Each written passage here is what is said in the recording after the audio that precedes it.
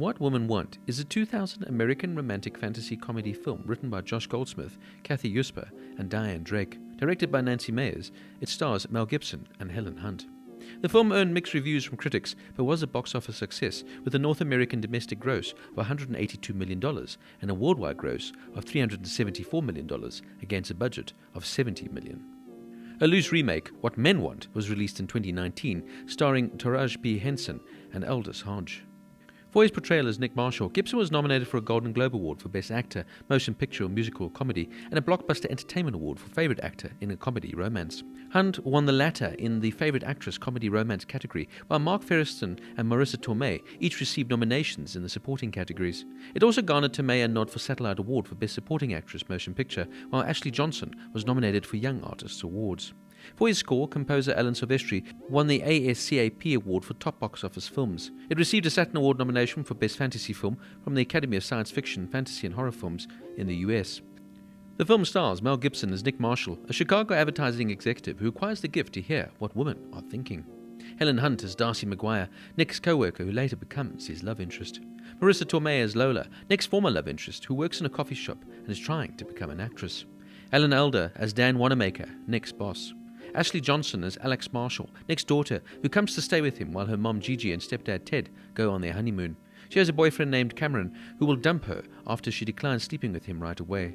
She at first has a rocky relationship with her dad, but in the end reconciles with him.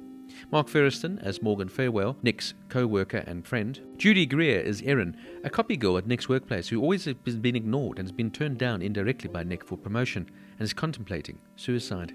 Sarah Paulson as Annie, Nick's secretary, a job limited to running menial errands for Nick, which she sees as degrading, in light of her Ivy League education. She has a boyfriend who lives in Israel. And finally, Bette Midler as Dr. J.M. Perkins, a psychologist Nick has therapy with. Now, I know what happened with Mel Gibson since this film, but as usual, I try to separate the art from the artist, and this is really a good, fun film. With a basic concept, it really does delve a little bit deeper into the deeper emotions of the two sexes.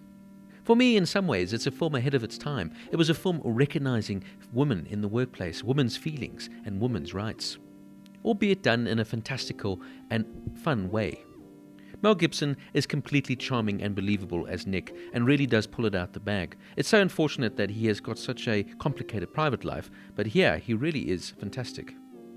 Helen Hunt is solid as well in her role, and I really felt the chemistry between Mel and Helen in this film sizzles and is completely believable. And without good chemistry, this film would surely fall flat.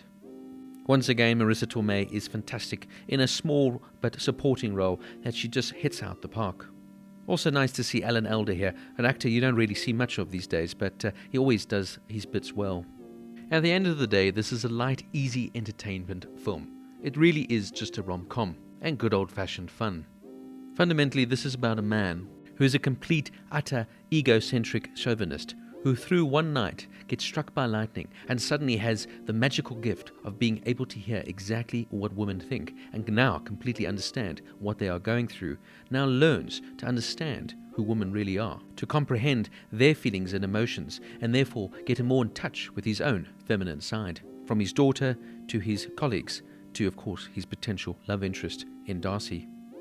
One thing I remember that stood out for me in this film was the absolutely fantastic soundtrack and the use of phenomenal old jazz songs.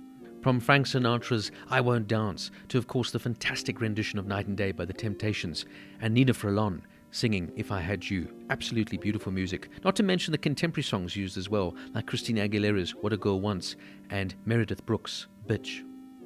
I remember it was one of those albums I immediately went and bought afterwards, and it's just a film that to this day still charms and delights, and I always thoroughly enjoy watching it. From its charming performances by Helen Hunt and Mel Gibson, its fantastic music, and overall good fundamental message, What Women Want gets a 9 out of 10.